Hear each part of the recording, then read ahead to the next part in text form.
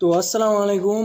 Finally guys, তাহলে হরিশ্চন্দ্রপুর গ্রামের টালবাংরা গ্রামে আমার বাড়ি, তার পাশে ভরতপুর। তো যেটার অপেক্ষায় আমরা সবাই ছিলাম যে ভোটের রেজাল্ট কখন হবে। তো এই ভোটের রেজাল্টে আমাদের মন্ত্রী দাদা 48,071 ভোটে পাস করেছে। তো জয় মতিরা।